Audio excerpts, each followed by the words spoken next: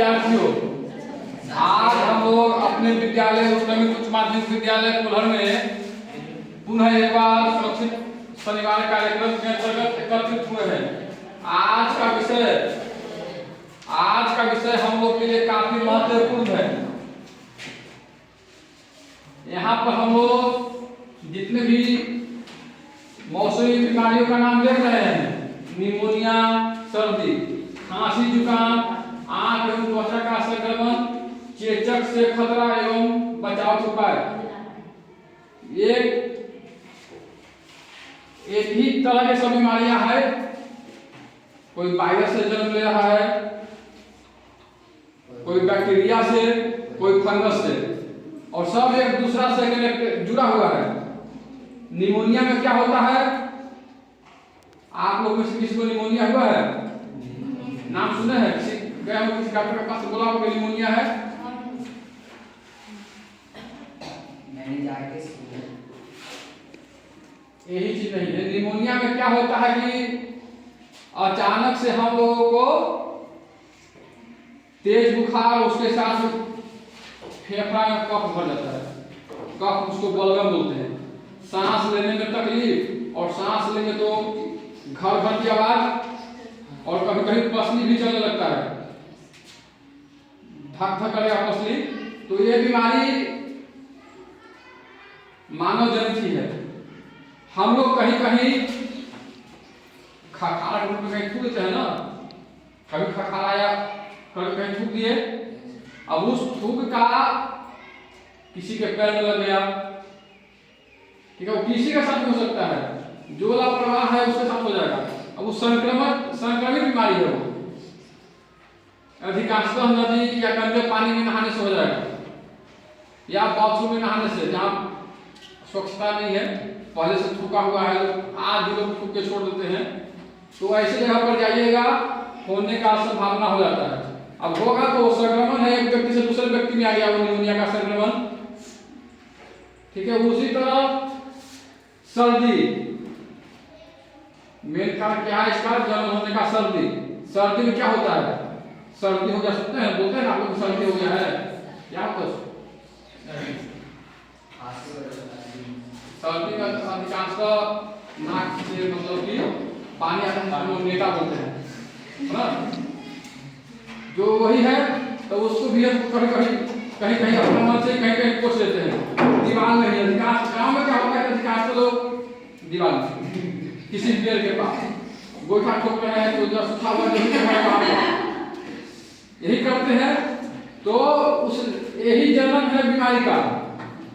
फिर सर्दी, खांसी और जुकाम में क्या करेगा? अब मान लो कि रमेश को खांसी है, अब वो खांसते चल रहा है, ठीक है, अगर वो वायरस है तो चारों तरफ फैला देगा, जो इसके संपर्क में आएगा वो भी खांसेगा, बीमार पड़ेगा, ठीक है।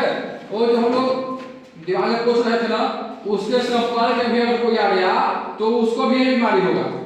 जो बीमारी है उसका संचार तुमने कर दिया। संक्रमण बीमारियां मतलब तेजी से फैलने वाली। आंख एवं त्वचा का संक्रमण। आंख क्या होता है? जब आंख में हम लोग का इन्फेक्शन होता है तो अधिकांशतः क्या होगा, उसमें हमारी आंखें एकदम लाल हो जाएंगी। देखने से भी होता है। हाँ, देखने से कब होता है? हवा जब फैलेगा तब, केवल देखने से नहीं। वहाँ कहानी है, जब तक छिकेंगे नहीं, बातचीत करेंगे नहीं, तब तक मार्क नहीं आएगा हम लोगों के पास।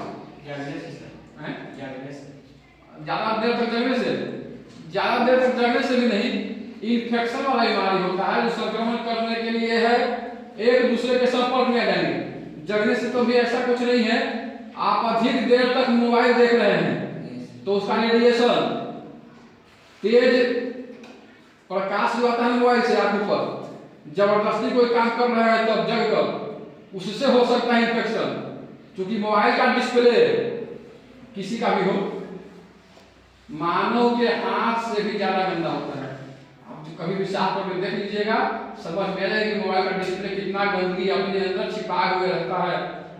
आप सर के ऊपर पंखा देख लीजिए, पंखी देख लीजिए, इसका गंदा है ना, वही कहानी मोबाइल का भी है।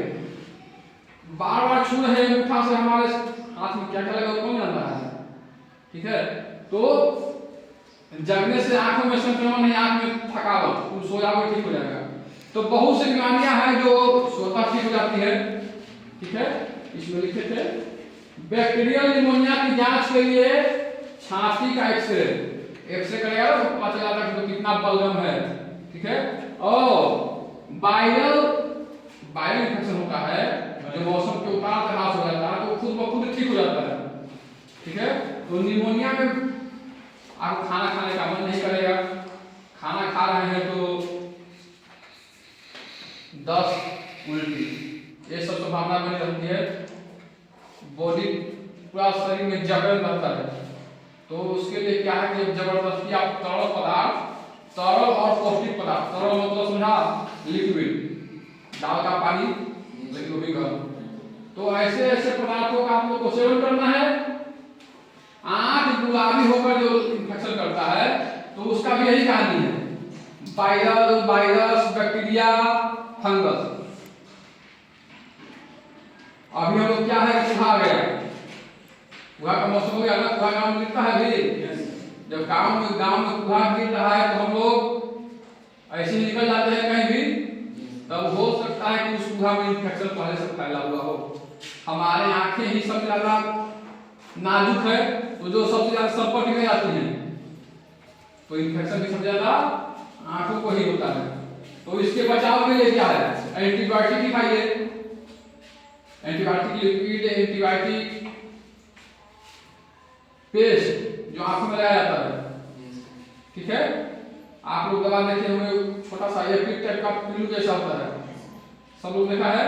तो सब क्या है, वो एंटीबायोटिक ही है, एंटीबायोटिक लिक्विड पेस्ट। ठीक है, तो उससे आप इन सब बीमारियों पर नियंत्रण कर सकते हैं। अब फिर आ गया चेचक, तो चेचक के ऊपर है त्वचा का संक्रमण। तो ठंडा का दिन है, एक ही कपड़ा को हम लोग बार बार पहन लेते हैं, ढंग से स्नान भी नहीं करते। ठीक है, उससे क्या होगा, हमारे शरीर पर फोड़ा, फुंसी, जिसको हम लोचनी, दिनाई सब बोलते हैं ना, ये सब की संभावना बढ़ जाती है और होता भी है। ठीक है, तो इन सब से बचने के लिए सबसे पहले अपने आप को स्वच्छ रखना है। जब हम स्वच्छ रखेंगे तो हो सकता है कि चेचक वाला बीमारी से कुछ हम लोग बच जाएं। चेचक का बीमारी क्या है, यह केवल मानवों से ही फैलता है।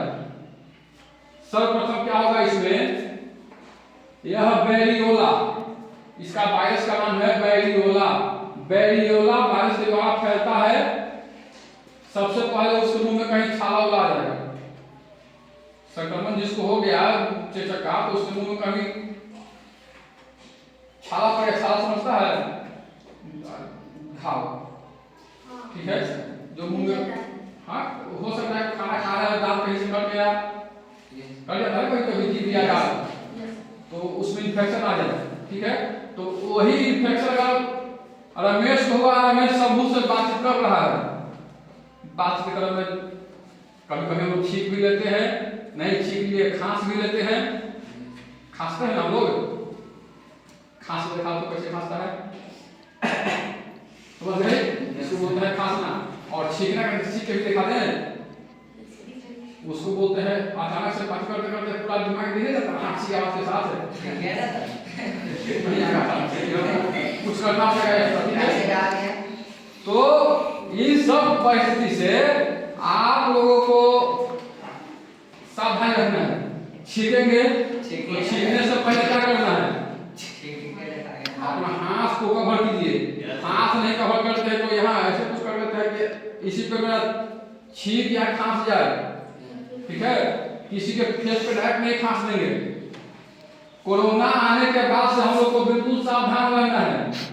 हम लोग एक सामाजिक प्राणी हैं, तो व्यक्तिगत नुकसान तो बचना ही बचना है और समाज का नुकसान नहीं करते।